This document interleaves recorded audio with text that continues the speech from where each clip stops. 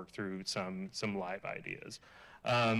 So with that, we can continue moving forward.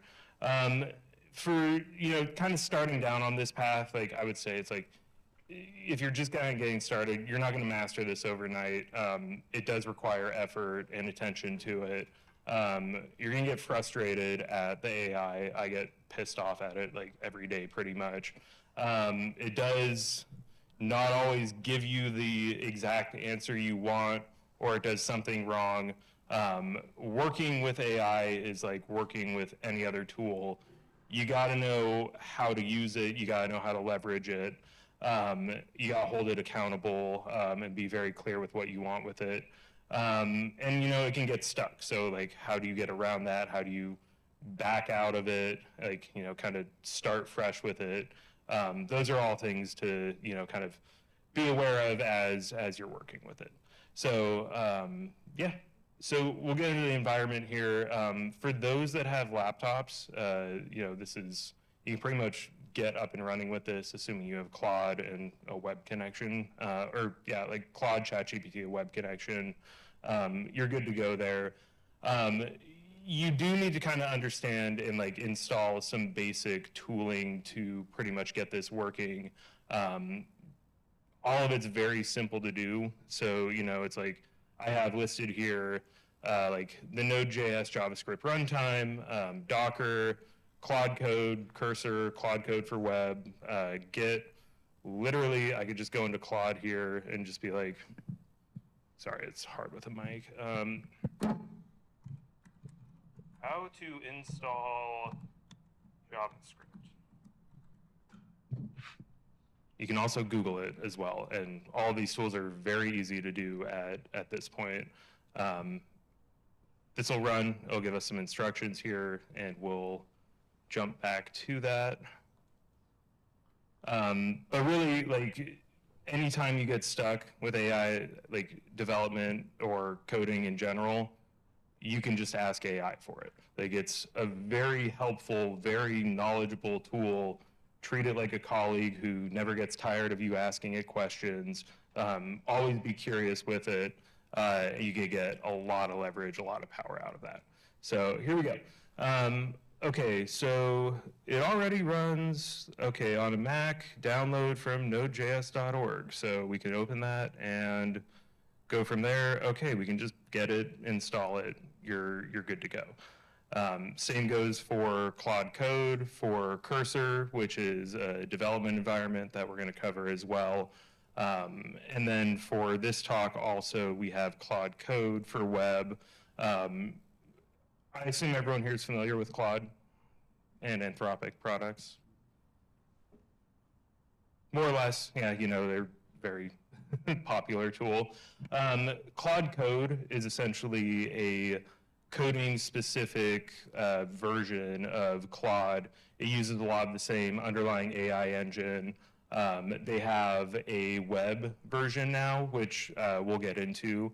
If you want to follow along on this talk, you can just go to claude.ai/code, log in, and it will bring this in. You might have to connect GitHub to it like I have here, but pretty straightforward to do. It runs in your browser, so this is also like an easier way to get started than having to install other tools to your computer. Also, installing those tools is very simple. You just install it. Don't really have to worry about it then, because Claude will do the heavy lifting with it. So, and also, as I'm going through this, like, this is designed to be, kind of open-ended. So raise your hand, ask questions. There's no stupid questions. I'm sure other people may have them as well. And yeah, so please ask away as we go through this. So, that's kind of covering through the environment setup. And then just some core skills that I recommend. You don't need them, but they make vibe coding a lot easier. These are very easy to use. Like, I think of it as similar to like downloading an app on your phone, understanding how the app works, understanding how to use it.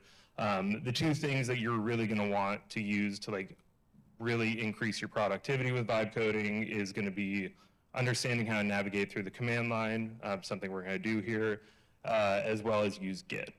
Git is what is underlying for GitHub. It essentially is like revision history in Google Documents, but for your code.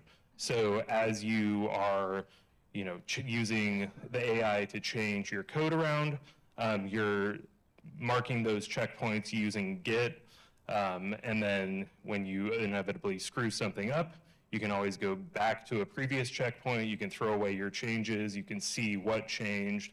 Claude and other AI coding tools rely on Git pretty heavily. It's a great way to kind of tell it like, hey, this is what changed. It understands how it works. So using that just like really increases your leverage with the tool.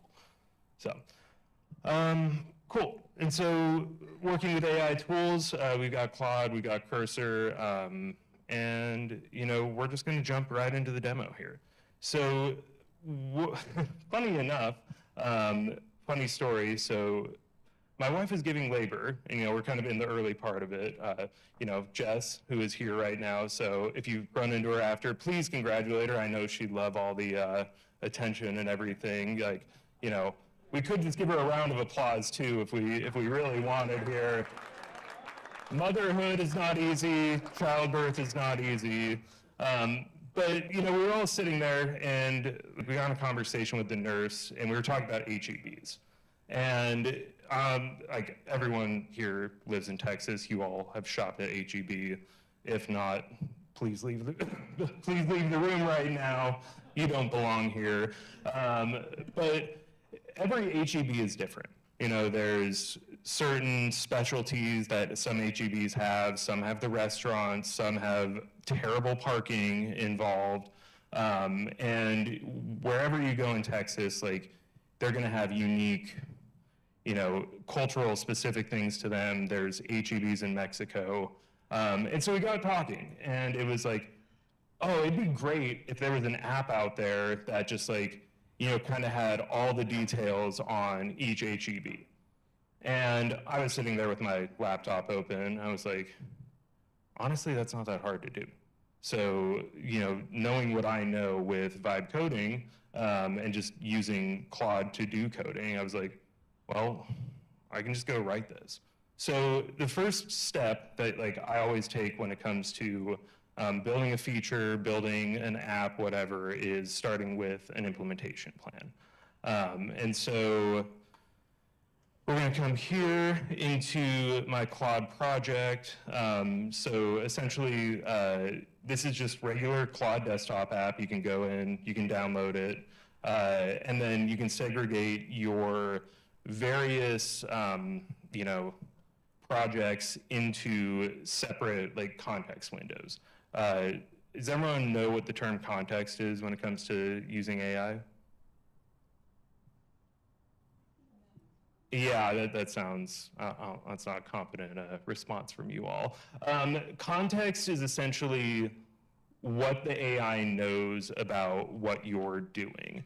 So, there's like various levels with it. So, you can have sessions with the AI that's going to have very specific context to that session. You're going to have projects. Those will have context as well. So in this, I created this project for this talk. It's our vibe code talk, and it really doesn't have any context. But I could give it context through, updating its instructions, which will just kind of tell it, like, here's, like, let's set the tone for what we want to do here. We're all pretty novice to this, so, one instruction I'm going to put in here is, like, make simple software. Like, I'm not good, like, literally tell the AI, like, I am new to coding, like, don't overcomplicate it, keep it simple, like, explain what you're doing throughout it. Or if you don't care if it explains, don't put that in there. But you can just set the project instructions in here, and it will, follow those and kind of keep that in the back of its mind as it's doing the work for you. That's one aspect of it. The other is around files. So if you have, the project or such, you can go add that. You can add Google Drive folders. It's got, you can pretty much put anything in there. So if you are trying to build an app for your business, you can go put your business plan into the files, and then it's going to have that knowledge as it's building it of like kind of what your end goal is or what it should be aligning towards. But anyway, we'll get into the first step here, which is the implementation plan. So this took 2 minutes to write, and I can share this out afterwards. We're actually going to go update my site at the end and put the slides on there. But every day I'm pretty much writing some implementation plan or feature. So it just comes second nature to you of like, write me an implementation plan for doing this. So for this, it's writing a full application called Rate My H-E-B Grocery Store. And then I tell it what to do. So it's like, we're going to go rate grocery stores. We're going to put sub ratings in there for parking, checkout lines, special qualifiers, like, whatever you want in there. Kind of the core aspects then of the product is it's like, okay, we want it to be crowdsourced reviews, so anyone could put in a review that they want. And then I want it simple. Like, I want a simple proof of concept application. Like, don't overcomplicate this.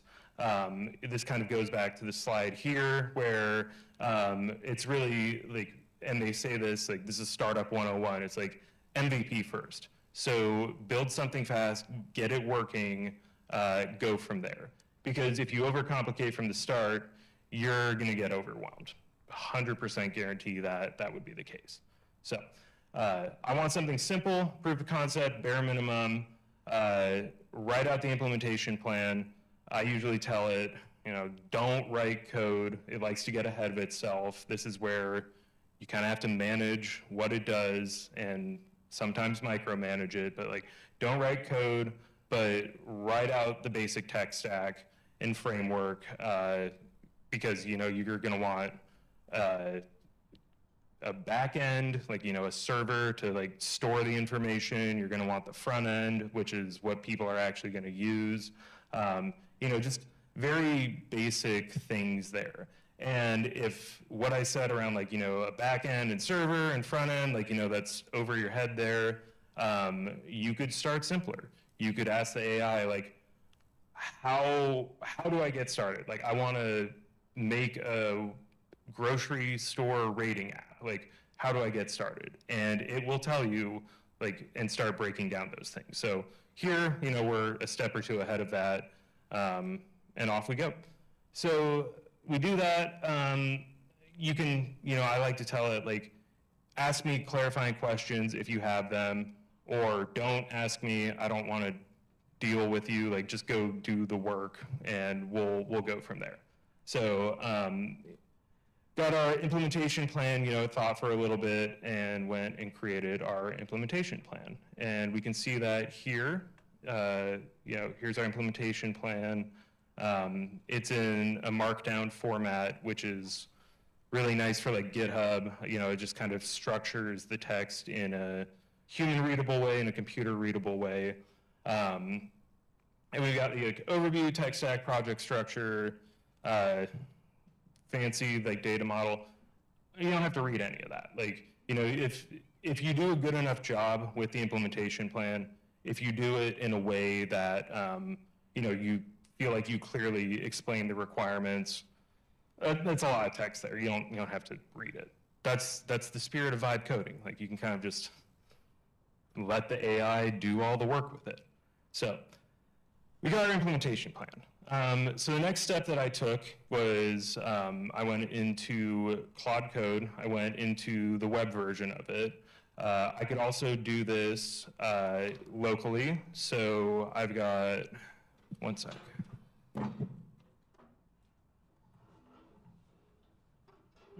I've got that here. So this is where, like, using the command line and navigating that comes into play.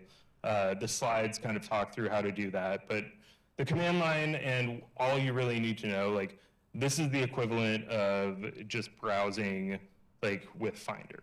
So if I went and just kind of opened up Finder, and clicked through folders and such. That's literally all I am doing in the command line. There's probably like 5 commands you need to learn. This looks way more intimidating than it actually is. So yeah, it's easy enough. Like you gotta learn a few things, and that's just like, it's all gonna be productivity boosters. So I can put it in here. I decided to do it in the web instead because I was gonna shut my computer. My wife is in labor right now. Can't sit on my laptop the whole time, or I would not be here today because I would be dead. So we're here, and I just told it. Let's see. All right. So this is the Claude session that I had.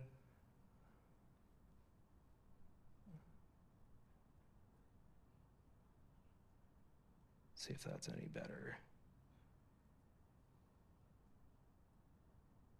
Okay, that seems like it looks fine.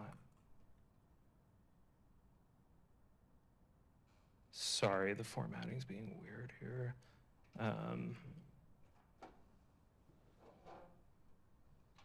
Okay, so this is this is where the like real vibing starts to happen. So I gave it the implementation plan that we went and created. I'm pretty sure I literally, I just pasted in that implementation plan, and Claude knew what to do. So it said, okay, I'm gonna go build it, and then it does a whole bunch of code generation, sets up all the steps it has to follow. You can follow along as closely as you want, or do what I did, like set it going and then jumped into a different tab and did something else. And it's gonna go run, it takes, for a project of this size, it's about like, 20 minutes, 20, 30 minutes. And it'll go create all the files, it'll start kind of running it, it'll see, oh, there's some issues, it'll go self-resolve. It's really powerful in that sense. And then you get to the end of it, and everything's created. And this is where GitHub comes into play, because you're going to want the GitHub integration, which will go and then just push everything it made into GitHub. And this is kind of where you want to store and where you want to use, where you want to be managing your code and managing your projects. This is like the industry standard. It has a web app, you don't have to be like overly intimidated with it.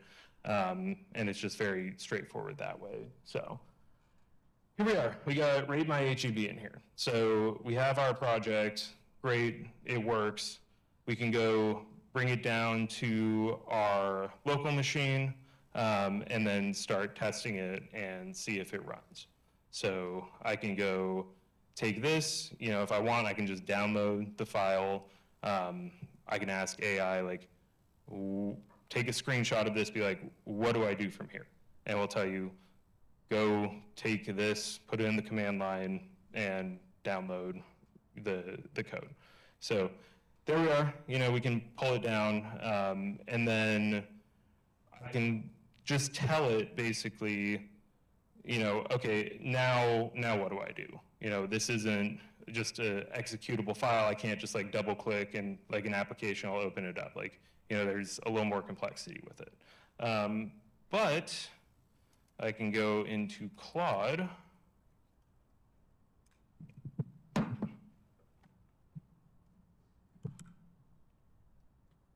Okay, so we're in Claude now, and get it, stop running. I can go into Claude, and it's inside my project, and I can just tell it, run my application. And he'll go and think.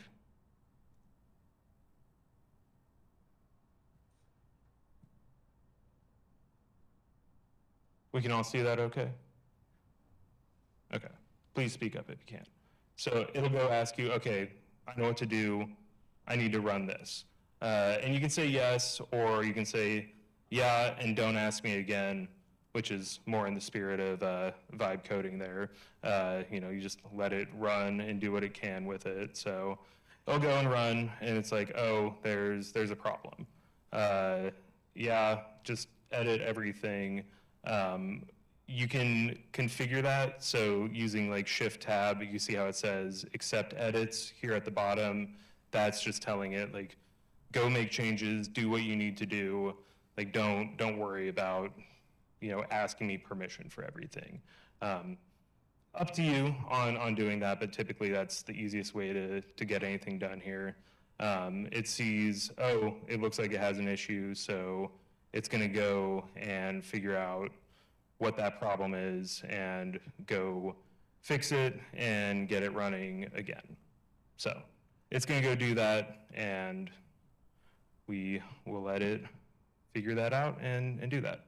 Oh, look, now it works. So this tells us, okay, we're running successfully. So you've got your API here, you've got your web application. You can go click the links here to see them work. So we'll go jump into the web application, boom. We now have a working Rate My HEB application. We can go find our perfect HEB. So we have all of our cities here. You got our specialties. So if I want bakery, we'll filter down to everything that has a bakery. Oh no, it doesn't work. Well, AI is not perfect. This kind of goes back to the start where something here is not working. This is really where us as humans step in, and it's very much like trust but verify. So we need to verify that AI understood what we wanted it to do and that it's actually doing it. So we can see here that there is a problem. So what are we gonna do? I heard we're gonna go back. Any other responses to that? Boom, there we go, yeah. Ask the AI to fix it. So what I'm just gonna do is, we have a good example here. So, we hit this, it doesn't work. We're gonna grab a screenshot, take that screenshot that we have here, take the screenshot, drag it in. And you can do this too in the Claude application. You could do it on web as well. I find it easiest to use Claude Code here, but really it's like your level of comfort, whatever it is to get started, just do that, and then you can continue to evolve your essentially your tech stack, but whatever tools you have, you can just do that over time. It's really, you're the one in control. You can do whatever you're comfortable with. If you get overwhelmed, that happens, and you just keep working at it. So I pasted the image in, and we're gonna tell it what the problem here is. And, oh look, it failed now. So, all right, there we go. Okay, so that is using the filter for city and specialty is not working at all. It should filter based on those inputs. Please fix. And then it's going to go work and start to fix that. So, that's kind of a component here that we want working. So we're going to let Claude go off and noodle with that. And then I want to go change something else here. I don't like how this HEB McCowan looks. It's not the same height and shape as these other cards. So that needs to be fixed. And maybe we'll do something else as well. This is where we have another tool in our tool chest. So we got cursor here. Anyone who here has heard of cursor? Nice. Cursor is awesome. So essentially it is a tool. It's an IDE is what it's called. This is what developers use to write code. They've done it for ages at this point. Cursor was kind of the first to the market with like AI suggestions. So, you know, if I go into a file here,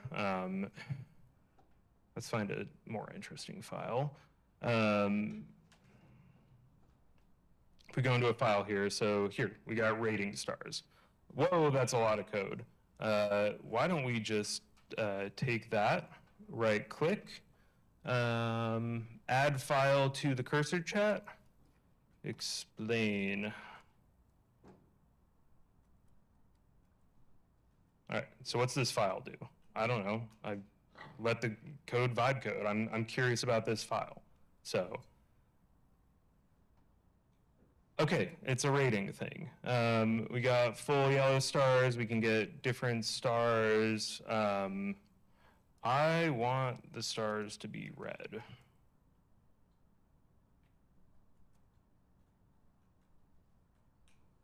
Like, we don't like yellow stars. We'll make them red stars.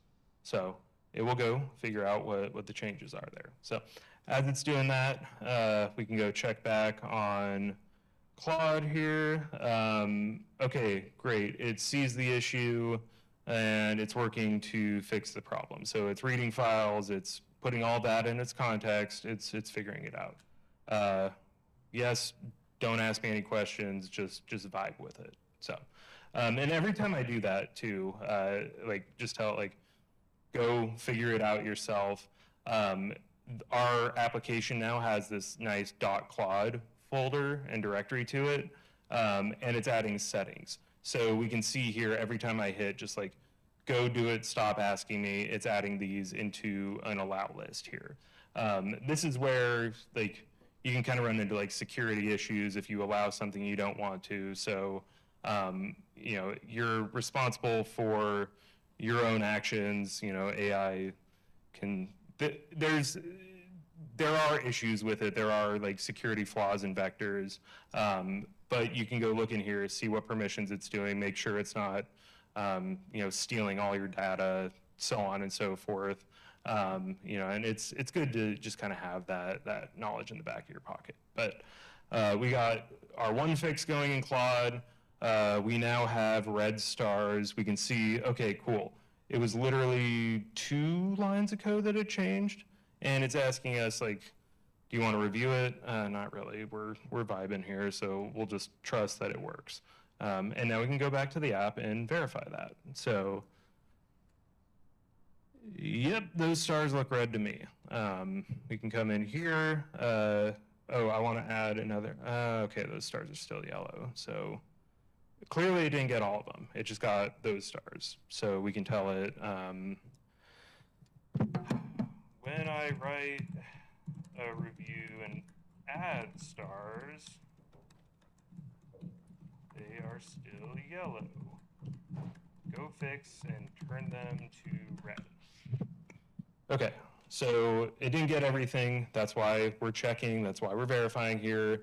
Now it's going to go look in different files and go figure it out. It already kind of knows what change it has to make. It just has to go make it somewhere else. Great, perfect. Okay, so that's doing that. We have the filter. Okay, it says it's fixed. So let's see if it is fixed at this point. Come back here. And let's see. So let's go down to just Houston. Boom, it works. You want to see McAllen? All right, let's see McAllen. Oh, it's, yeah. Well, I guess McAllen's not on this list. Funny thing is, I added McAllen. That's why it's not on the list. Yeah, we'll go fix that now. Well, okay, perfect. And we'll actually kind of jump into another thing with that where, yeah. So the code that you're writing on the side here with the ratings, is that, that's Claude, not Claude, that's Cursor. Yes. On the right, that's all I want to know. Yes. So that is Cursor. It is using auto. So Cursor is just, they're probably using their own model, or they're using whatever, like, they can kind of tell like what the complexity of what you're trying to do is and delegate that to like the proper AI for it. You pay Cursor per month. In most situations, you can add your like OpenAI or Anthropic tokens and that and use those as much as you want. But you're paying Cursor, so they're probably just using like the cheapest model for the job, which makes sense. But if I turn off auto, I get access to all of these different models. I can specify, it's like, okay, I want OpenAI's GPT 5.2. That came out, I think like 2 days ago. I want to see how that works. And you can get more complex with this too. We won't dive in super deep there, but it's like, I've used GPT 5.1 when it first came out, and I was like, oh, this makes way prettier user interfaces than Claude does. So it's really up to you to like explore, experiment with it, figure out what works for you, what doesn't. It just kind of depends. So, but that's a great question. We do need to fix the sizing on the Macallan, and we're going to do that. We could tell it what to do. What's really cool with Cursor as well is they came out with a feature.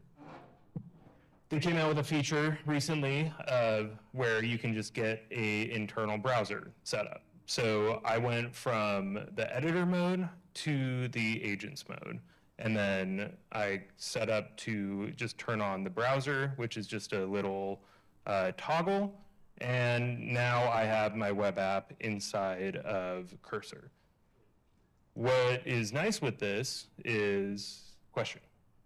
Why are you using Cursor to make these fixes and changes and not continually Claude Code? Or are you showing how flexible? Yeah, and I would also say like it's ease of use. So like where we're getting into like it's whatever is easiest for you. Yeah, yeah, totally. This is kind of where we wanted to get though with Cursor, where it's like, okay, I can put the web browser in, so I can literally just point and click. So I went into agents, I opened up the web browser. I now have some tools, like being able to select the element, so I can just hover over whatever I want here. We want this here, this is a different sized tile, and I can go and say,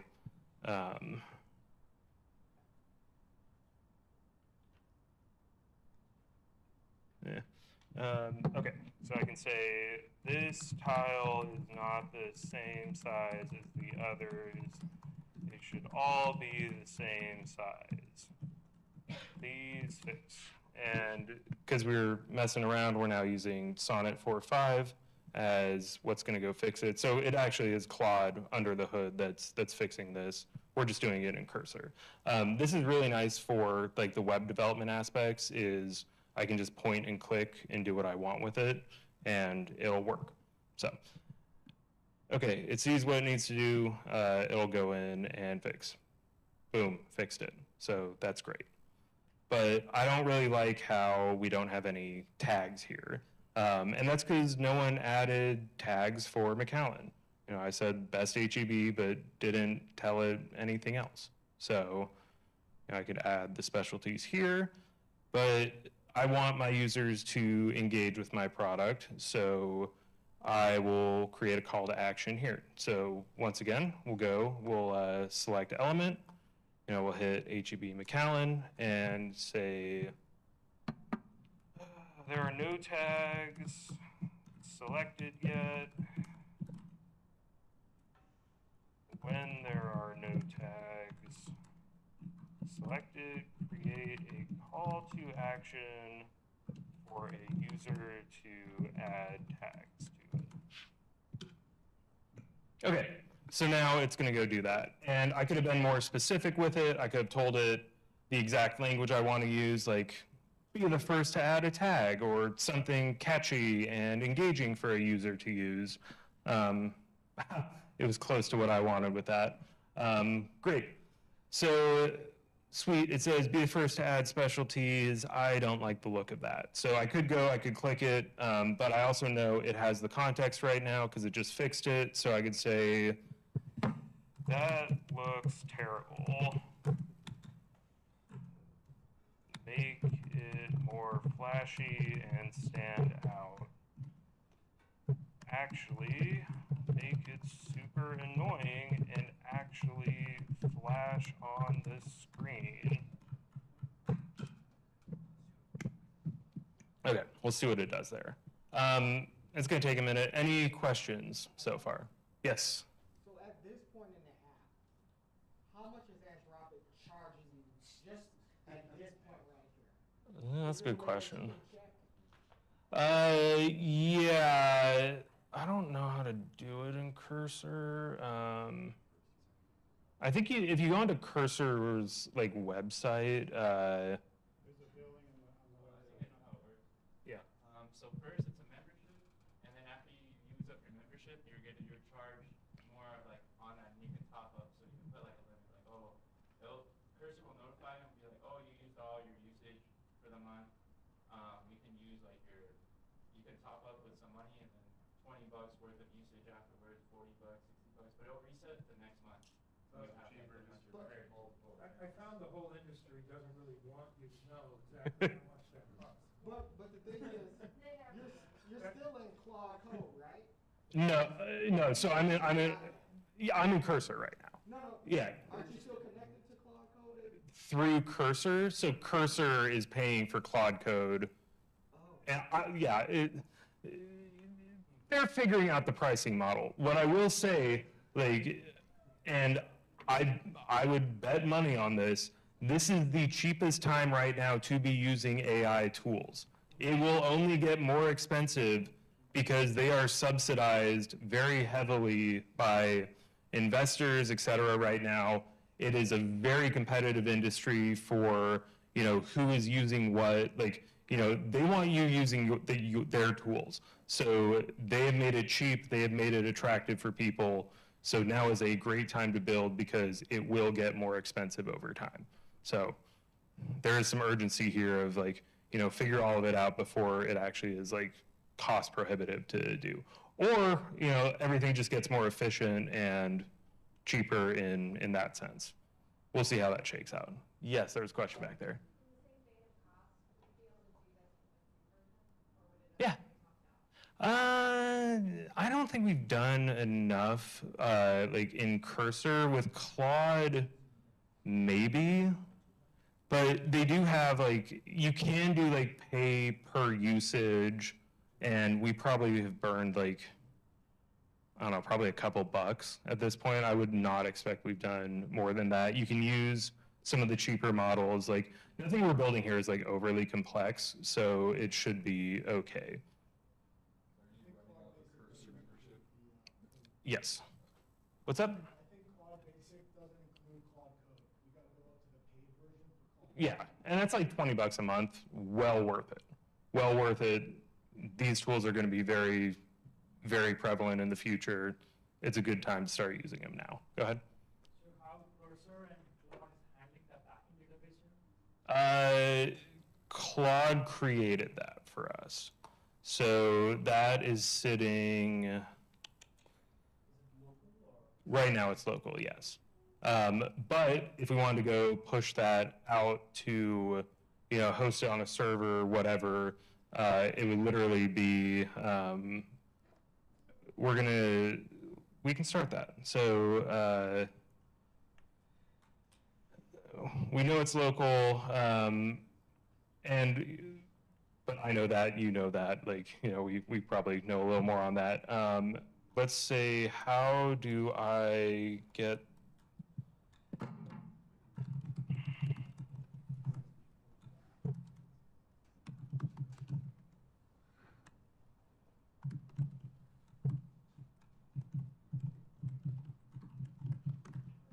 okay, so, if I don't know that, I can say it's how do I get this project running so other people can use it? And it'll go look at what we have, and it'll tell us an answer. And once it kind of gives us our recommendation, what's the next thing that we do? So we create an implementation plan, and then give it another implementation plan, let it follow that. There's probably gonna be some manual things that like we're gonna have to do.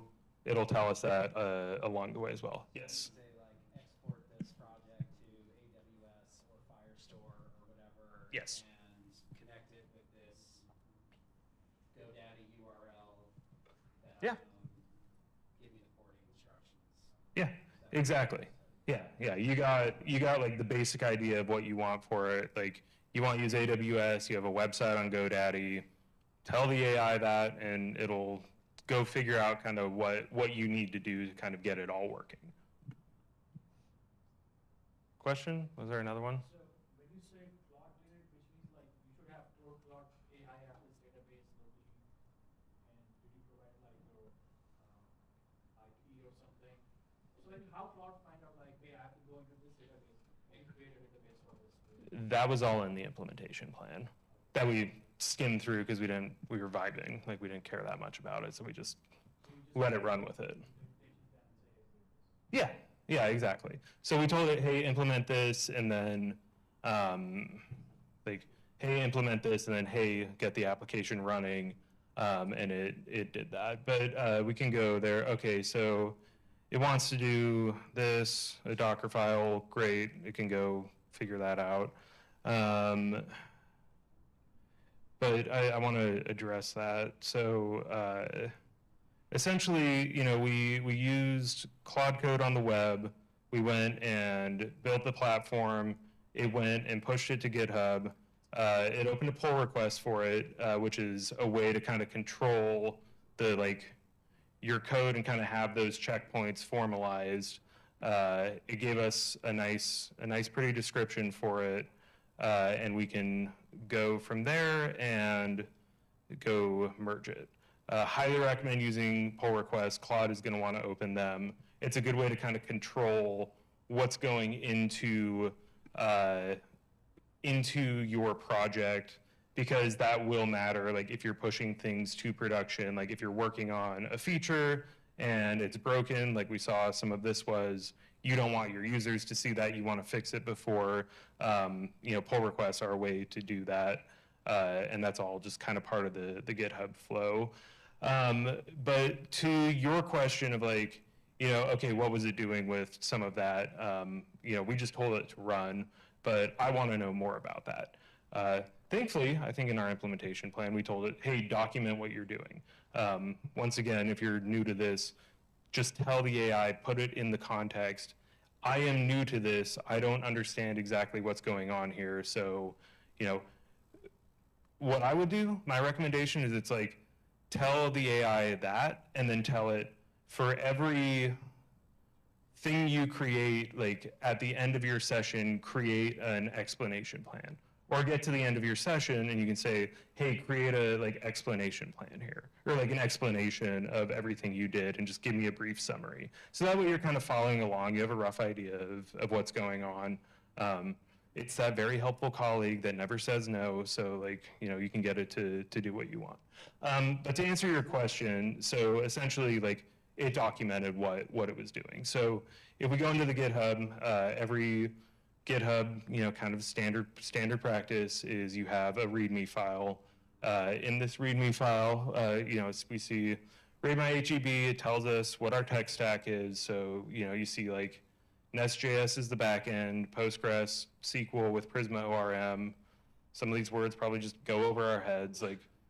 If it works, it works. If it saves the data, it saves the data, and it just kind of sets up that way. It did do this for me because I told it hey, build how I like to build, and it knows that because I use it a lot. But you can tell it use Firebase or use something I'm familiar with. I'm familiar with Vercel and Supabase, which is a good tool to use. You can just tell it that and go from there. So, but essentially, it'll tell you the steps to actually kind of set it up and configure it. So you can also follow along. It documents what it does. And so if you want that better understanding and more depth, it's there for you to understand as well. Okay, other questions? Yes. Have you used Emergent, Bolt, Make, or Lovable? Lovable a little, Make is good as well, like as a no code. I like it more than like Zapier. And you can use, like you can tie in these tools as well. Like like we're using Make to like serve production loads of like taking SFTP file, like, file transfers in and converting them over to email. Like there's nice utilities with that. And it's kind of like, it's a tool in your tool chest. So you can kind of balance it with all of this. Like, and really what I would say too is it's like, this industry moves fast. There's new software, new technology coming out all the time. If you find something you like, use it, keep using it. Be curious about things. This is the stack I like because I'm familiar with it. It's similar enough to what I've done. I'm opinionated, like Claude Code's very powerful. It's probably like the best tool out there for more advanced code generation, and you can do a lot with it. Check it out. We got our ad specialties that we built. It's flashy. It's honestly not as flashy as I expected it to be, but definitely draws the eye here. So, and we can tell it, like, great, that's perfect. All right, great, that's perfect. I want to save my work and deploy it. So create a pull request and push it to GitHub. All right, this kind of goes back to the pull request and just kind of like checkpointing our work. You can learn the Git commands yourself. They are handy for, kind of more in-depth debugging, or you just tell Cursor or Claude or whatever, go do it for me, and now it's gonna go figure that out and do that. So, all right, so while it's doing that, I do think I have like one or two more slides.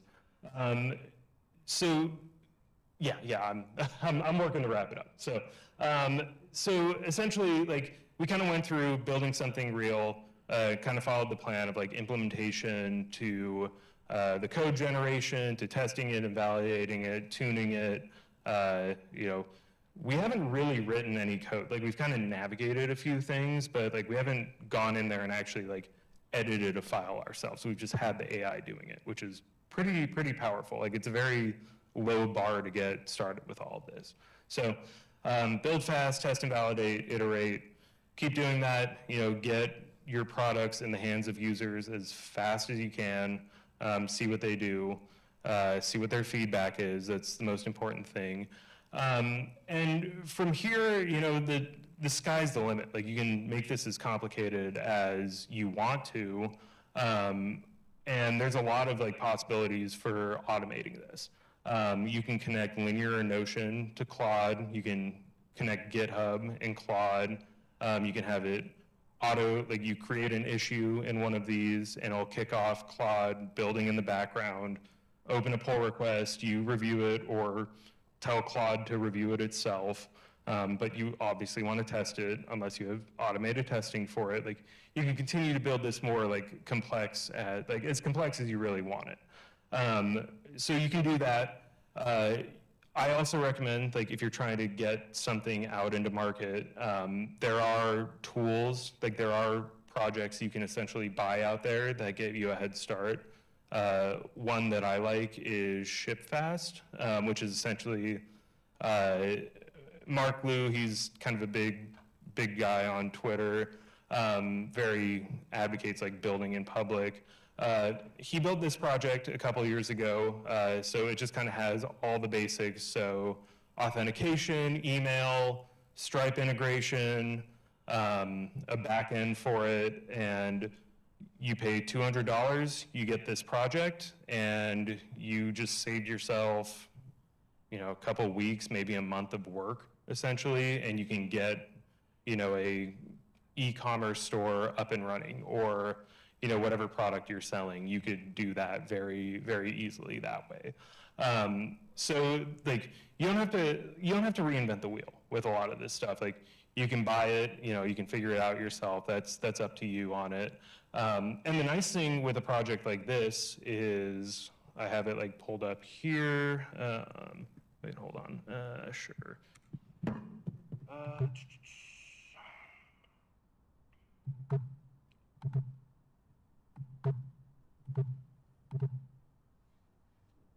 thought I had it pulled up. Okay, so this is shift pass, like I was saying. We can go see all the files in there, and then we can jump into Claude and say, explain this project to me and how I can modify it for my e-commerce site selling puppies. Sure. And it'll go figure that out, tell us everything we need to know to get started. But now all that framework is there because we just went and bought it, called it good. So, go out, do your research. There's a lot of tools out there. Figure out what has good reviews, figure out what has traction, make your life easier with that stuff. Yeah, and I think we kind of touched through most of this. The AI will get stuck. I've found it's easier to, if you're working on a feature and it just completely goes sideways, start over, like delete all the changes. This is where Git is really good on like the versioning as well.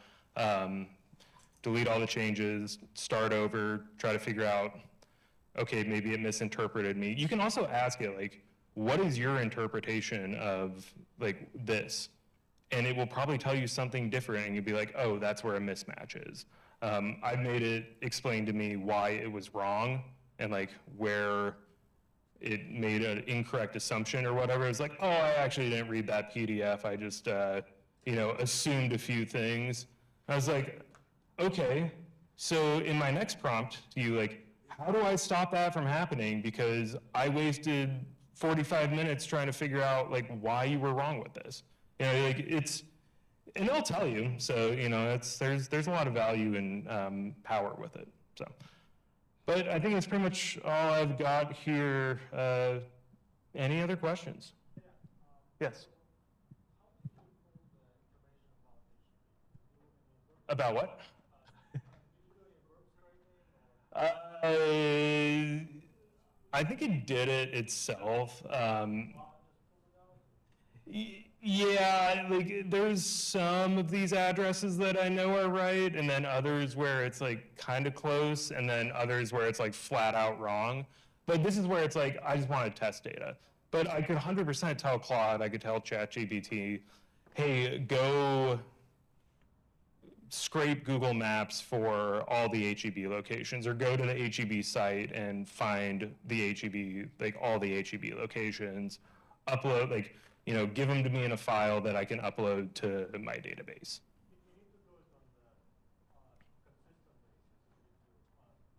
Mm-hmm.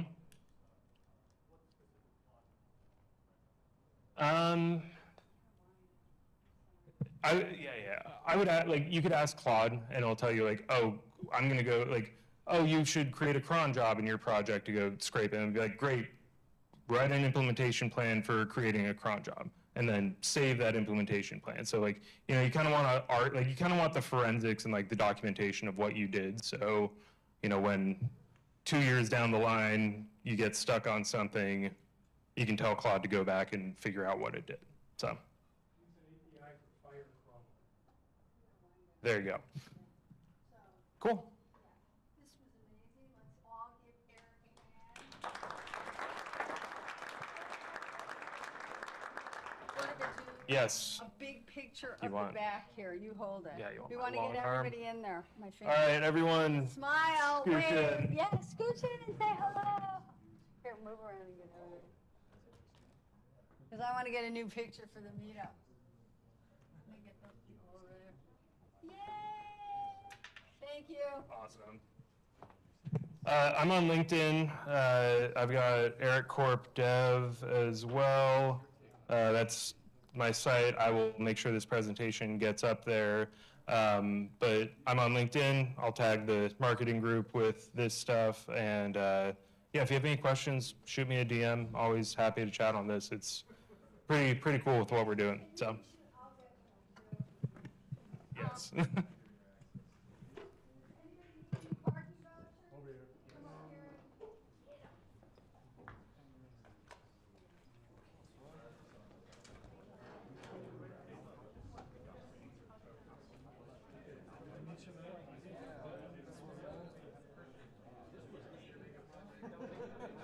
I ended up at a Bitcoin meeting. They had really good food. Just people trying to deliver pizzas there. Like, yeah, guys, eat pizza. Or something. I walked all around there. So, okay, that wasn't it. That's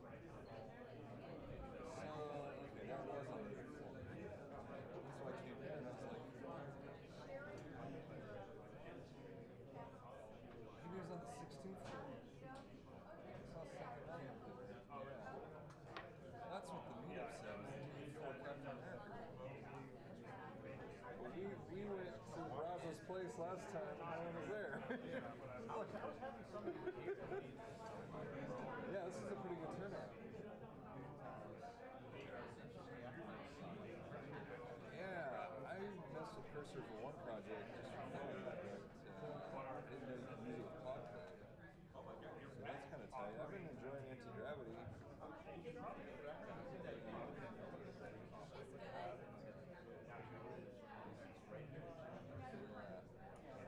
that anti-gravity?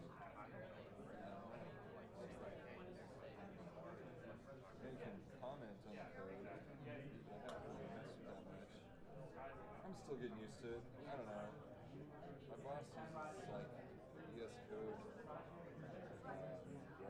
plugin. That's about the limit of his vibe coding, I think.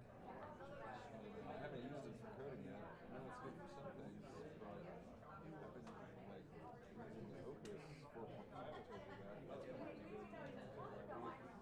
I do want to try ChatGPT 5.2 now. That's cool that it has access to it. Yeah. I think Google Pro, whatever, Google AI Pro is $20 a month. I think I got a free student version. That's how I got it. I don't know. It's cool. But, I know. I think it's going to be a couple weeks of just getting used to it. And then they'll start me off, like, probably around the new year. So, it sounds like it, you know. He's going to start another project and bring me on board with that, too, if things go well. So he's going to kind of take a backseat for this contract. And it's like kind of a web app to do network automation for a data center company in different locations, it sounds like. So users, network engineers can upload stuff for multiple servers at once, you know. Seems cool, yeah. So Flask app, so JavaScript and Python. Told me about something today I need to look into. I've never heard of before. I don't know.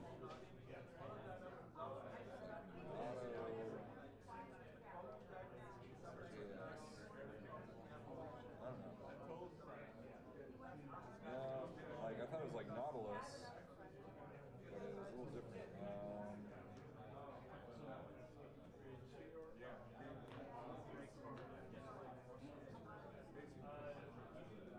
No, I had like video with like 700 views on YouTube. Some very random for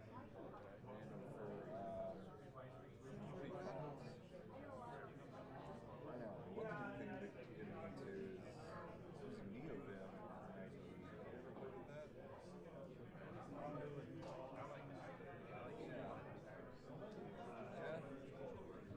Started off with that. I mostly just use VS Code now. It's like pretty easy. It's good enough. But NeoVim's like, I guess, using Vim, but in all the power of the So it could be good. I've used a lot of Vim as a Linux. So a plugin called Albee that gives you a bunch of NeoVim options. So it's funny.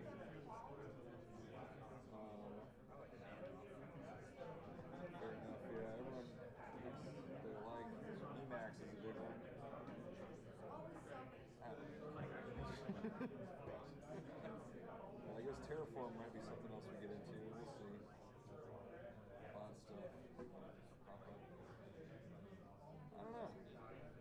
It's cool. I mean, I just did a Python tutorial this weekend just to get used to it. Working Pythonically again. It was good. It was like a 75-minute video. JavaScript is probably the last language I use, so I get the semicolons out of the way. Yeah, it's just in my brain, I mix them up. There's Obama. Yeah, that's funny, bro. He came here when it first opened. It's hilarious. I forgot about that. Yeah. This place has been here for like 10 years now, probably. And that 8th floor is where I did Austin Coding Academy. It was like a 2-month boot camp I tried just to get into React. It wasn't bad. I don't really like it. I don't know. It's kind of hard. Played myself. I'm not surprised, bro.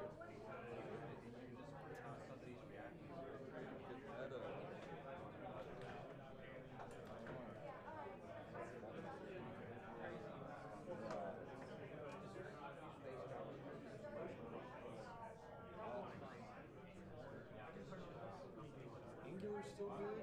It's a Google product.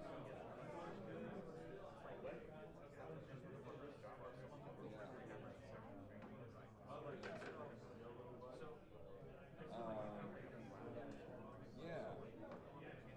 The class is pretty good.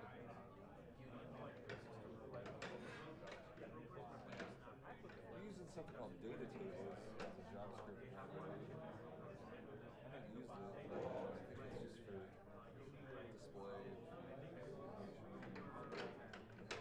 But they're still using jQuery, which I was surprised. Yeah, I didn't know jQuery was still around. It used to be really popular. I guess it's still active. Yeah. That's awesome. HTMX?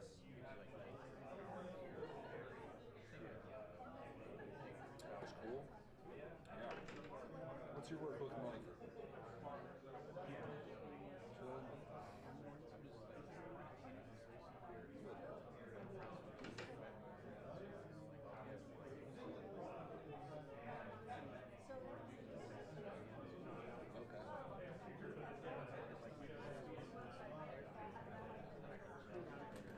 Wow.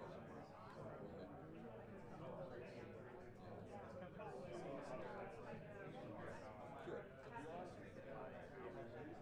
Yeah. You live pretty close by?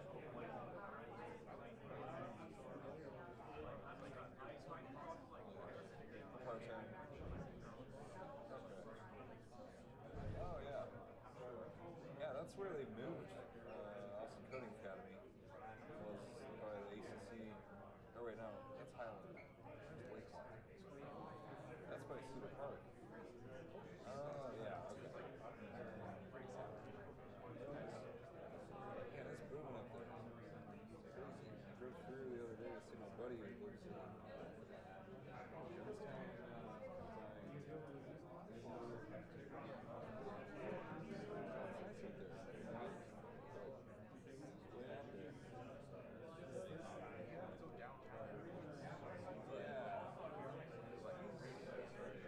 Yeah, he's got his son, who's like 12. He works in the film industry with Robert Rodriguez, which is kind of tight. Yeah. So they've worked together for a long time, but he like got on a new project with him, so I think that's going pretty good. But it's like early hours, like he's up at 5 a.m. on set, you know. It's gonna be, yeah. Sounds cool. It's like much more like it's too much. No way. Good old capital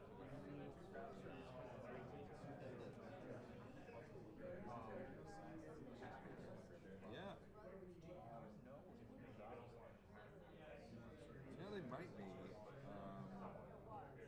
Definitely put the good word in for you. Because they, were talking to me today about I wanted to help train network engineers with some of the Python and Ansible automation stuff. I wonder if they'd be interested in having more developers learn the networking stuff as well. So if you're interested, definitely can find out. Because I met a help desk guy from Iowa on Reddit who was looking for work as a network engineer, and I was like, yeah, let me find out who I need to talk to. So, yeah, man. I think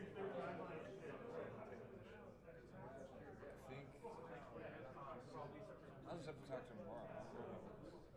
But I think they do as a thing for referrals and stuff. Yeah, definitely. And likewise, if something comes up at Amazon, I'm definitely interested in keeping my options open. But I'm glad I seem to be on the path towards success now. Because I was kind of worried there for a little bit if they were stringing me along or something.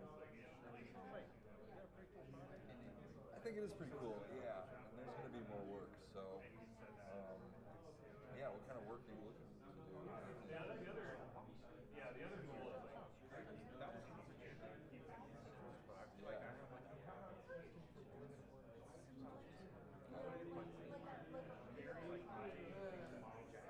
Yeah. Nice.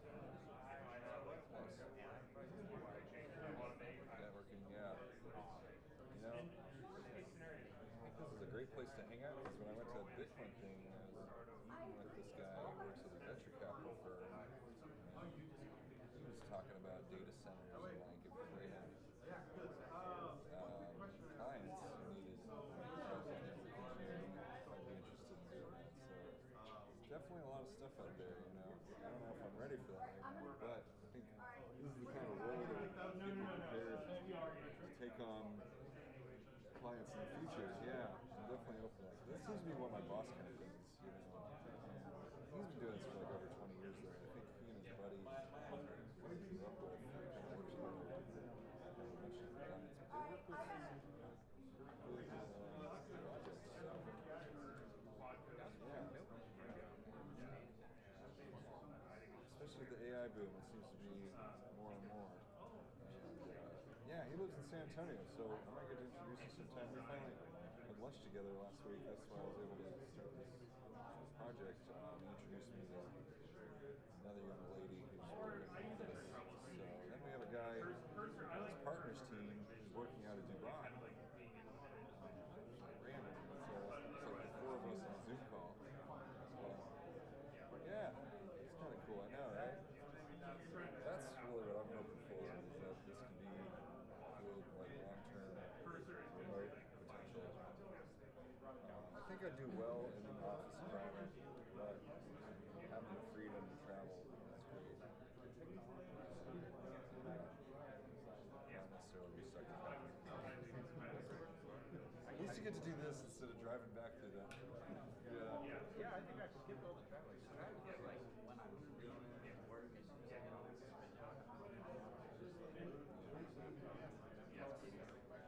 Where's your office? Downtown? That's cool. This is a pretty cool place to have an office. There's worse places than us to work.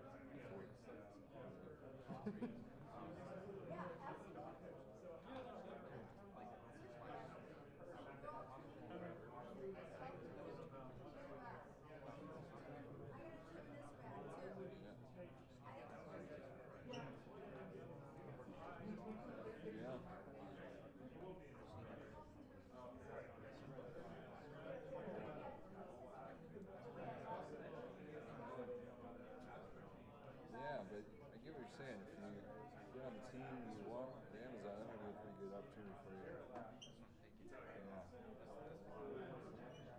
it like starting out at Amazon? Can't tell. Yeah, I would imagine. Such a big company too.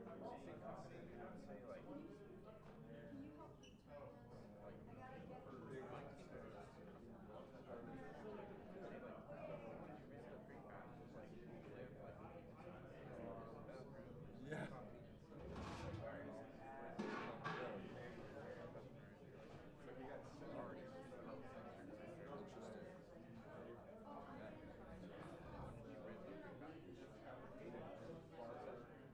That's good.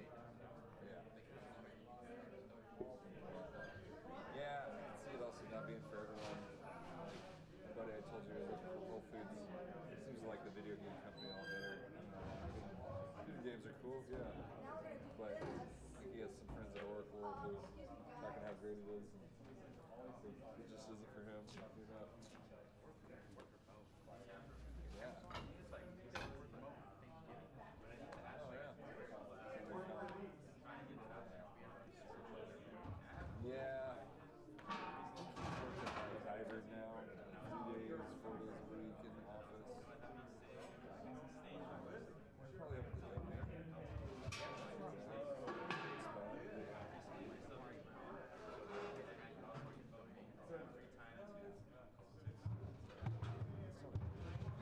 There's a lot of stuff there now. It's funny, it's like a second downtown.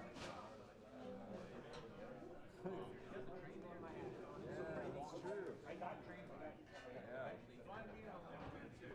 Yeah. They're going to expand that too.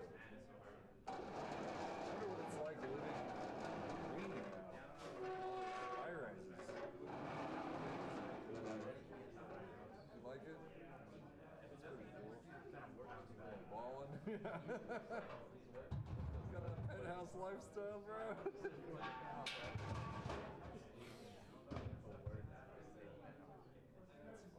Alright, you're the best. Okay, I'm coming out there now. Hey guys, we gotta leave. Yeah. Thank you. Hey, thank you. That was awesome. Thanks for having us. Hey, thanks for Yeah. coming. Did you get something? You got something out of it, didn't you? Yeah, it was great. We meant to go to a different meetup, but we found this instead. I'm glad So it you worked came out. here.